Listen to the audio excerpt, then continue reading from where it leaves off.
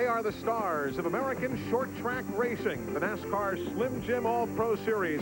But today, for the first time, they're going road racing on TNN.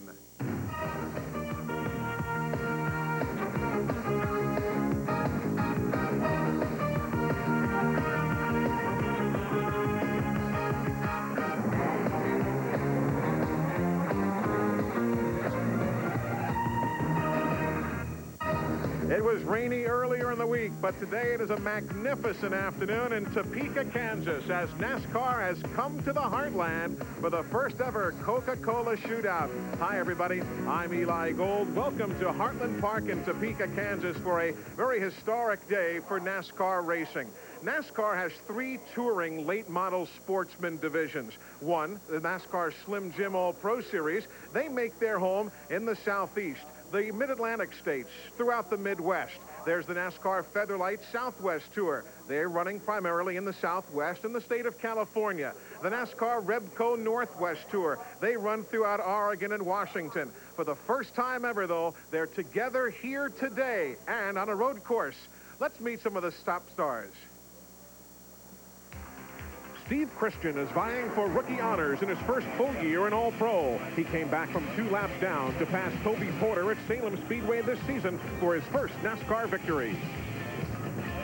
Toby Porter is one of the bright young stars of NASCAR late model racing. Porter drives his own Chevrolet Monte Carlo and has already been to victory lane twice in '96.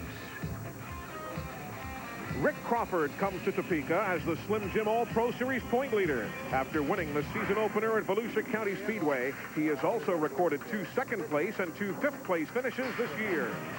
Mike Culp is the Ironman of the Slim Jim All-Pro Series, with Topeka being his 107th consecutive start. With a series title and 2 runner-up efforts in the last 2 seasons, Culp is always a force. And Ron Young has been a fixture in the series since 1993. He's led only 4 laps this year, but he's got wins at Martinsville and Pensacola. And the man who has captured the pole certainly needs no introduction to TNN or NASCAR fans anywhere, with a brand new track record, none other than the K-Man. I'm Glenn Jarrett. Let's talk to Ken Schrader. Ken, great run, and not a bad way to spend a Saturday afternoon off. No, we had to be here for the truck race tomorrow, so we had one of these cars sitting at home, need to bring it out. Awfully fast. I got a feeling that these guys are going to be looking at the back of this Bud Red Chevy all day. I don't know. I messed up my truck this morning all by myself. The guys did a good job getting it back together, but it's a long day. You just got to stay on track and see what happens. Well, I think what will happen is, as I said, the field's going to be chasing Ken Schrader. He's awfully quick, Eli. He is awfully quick. And joining me up here in the booth is Barry Dodson, longtime NASCAR crew chief. He has the Craftsman truck here tomorrow for Mike Bliss. And one of the big factors, Barry, is the fact that most of these drivers here, A, have never been on a road course, and B, don't even have the conventional road racing cars. They don't have the fancy transmissions and so on. Well, this is not a very brutal road course. If there's any plus to that, this is more like running a Pocono, where you don't have a lot of right-handers. This is it's not a road course at all in our terms. The guys with the T10s, they're at an advantage, a disadvantage. The guys with the Jerichos have a big advantage. But the guys with the T10s, they're here and they're racing. We've got a NASCAR Winston Cup man on the push pole, Kenny Schrader. There are ASA racers in the field, Trans Am racers in the field, plus the NASCAR Featherlight Southwest Tour and Northwest Tour. Let's go back to Glenn. Well, there certainly is, Eli, and representing the All-Pro Series in fine form, I might say, is their second-place guy in the series, Toby Porter of Greenville, South Carolina. Toby, I talked to you before you went out and qualified. You really didn't know what to expect, but, man, that's a pretty good run. Yeah, we did good. I surprised all of us, really. We had a pretty good qualifying run, qualified third, and Schrader there, he's been here a few times, I guess. He set the woods on fire, but we just going to try to get out here and ride and have a good finish. Best of luck to you today. Now, starting on the outside pole from the Southwest Tour, John Pox. John is a veteran road racer. In fact, he's got a couple of victories. Man, what a great run you put on this field. Yeah, it was a pretty good run. The guys did a good job putting this car together to put a new Grand Prix body on. I think that helped a lot. You know, it's a beautiful facility here. First time I've been to Kansas, and I would like to come back. You got something for Schrader over there? That's going to be a tough one. I hope I can just, get in behind him, follow him, learn something from him. I'm sure I can, and save it to the last 10 or so laps. Best of luck to John today. Now back to you, Eli. All right, Glenn, and not to forget the folks in the NASCAR Rebco Northwest Tour. There is that tour's top qualifier, Ken Bailey. He'll be going from the 21st spot right in the middle of the starting field today here at Heartland Park in Topeka. Right now on the track, final moments of qualifying for the NASCAR Craftsman Truck Series, the Coca-Cola Shootout from Topeka. Coming up next. Stay with us. By the more than 1,300 AutoZone stores across America. AutoZone, the best parts in auto parts. That is a shot that you're very much used to seeing from Heartland Park. If indeed you're an NHRA Winston drag racing fan, you're looking from the runoff area back towards the starting line where so many of the great drag racers of our country have run over that fast quarter mile. But today we're using the entire 1.8-mile road course. And Barry Dodson, as you said earlier, it is kind of like a distended oval as opposed to a Sears Point or a Watkins Glen. It's kind of like an oval with a few stoplights. Those being the right-handers, they're not very fast. You slow down, you give up what you can there and try to make the best of all the left-handers. Interestingly, some of the drivers say there are more than 10 turns here. They say there are 11. They say there are 12. Some guys you'll ask, where were you when you had trouble? And they'll say, kind of over there. They're not quite sure of the numbers of the turns, but that is a good look. And on the bottom of the screen, we are located at turn 10. That's where the drag racing tower is. And the main straightaway there, the bottom of your screen, some 2,400 feet long. That is the drag strip leading then eventually towards that twisting road course. Why don't we take a look at the starting lineup for you here today of this mixture and a good combination of drivers from many different disciplines in motorsports. Winston Cup, Kenny Schrader, Southwest Tour, John Pox sharing the front row. From the NASCAR Slim Jim All-Pro Series, Toby Porter and Rick Crawford. Crawford leads the points by 5 over Toby Porter. The next row, you've got Ron Peterson from the Southwest Tour, and from the American Speed Association, Bill Baird is there. Mike Cope, the Iron Man from the Slim Jim Tour, and Randy Rollman, who's run Trans Am in the SCCA ranks for the last number of years. He's here. A couple of Southwest, or at least Slim Jim drivers there. Ron Young, what a great story. The guy's led 4 laps all year. He's won 2 races. And Scott Sutherland from the NASCAR Featherlight Southwest Tour. Dirk Piz starts in the 11th spot. He'll be joined by Steve Christian out of the NASCAR Slim Jim All-Pro Series. You've got an All-Pro and a Southwest Tour driver next row, Wayne Anderson and Bob Lyon from the Southwest Tour. Roger Mears Jr., great family he comes from, and so too Nipper Alsop. That's Bill Alsop's son, longtime IndyCar star. Tammy Jo Kirk, the only young lady in the field, will be carrying some in-car cameras for us today. And Derek Gilchrist, both are from the Slim Jim All-Pro Series.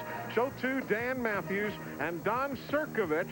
The N is silent for those of you who'd like to get the exact pronunciation. Don Sirkovich, starting 21st and 22nd. Ken Bailey, we mentioned he is the top qualifier for the NASCAR Rebco Northwest Tour. And Clifford Strickland from the Slim Jim Series.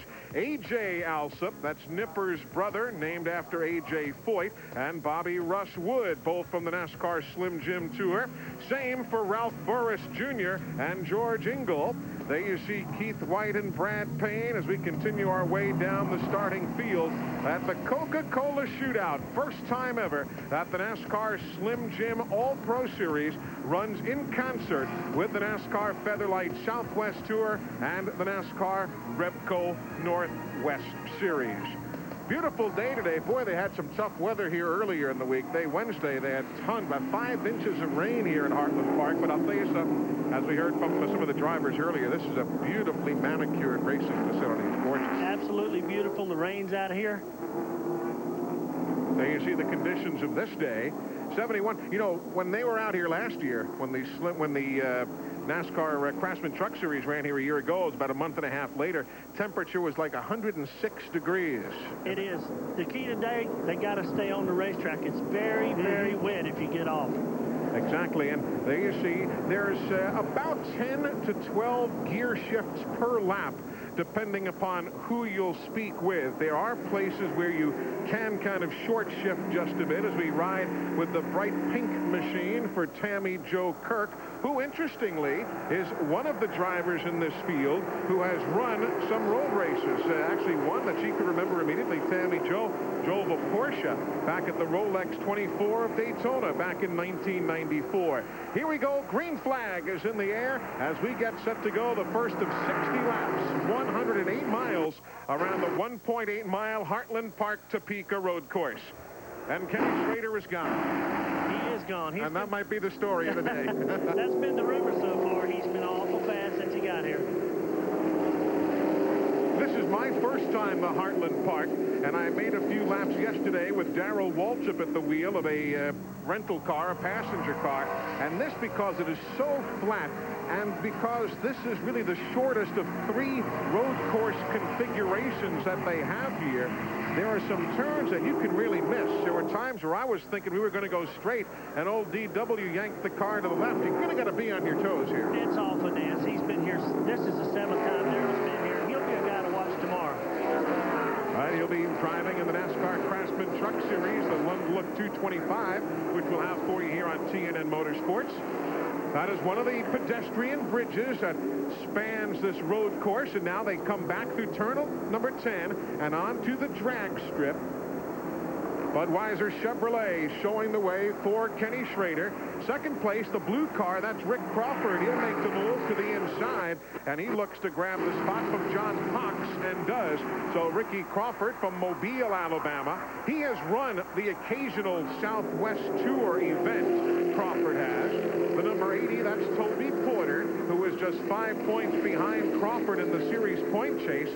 He'll, under braking right there, get the better of John Cox.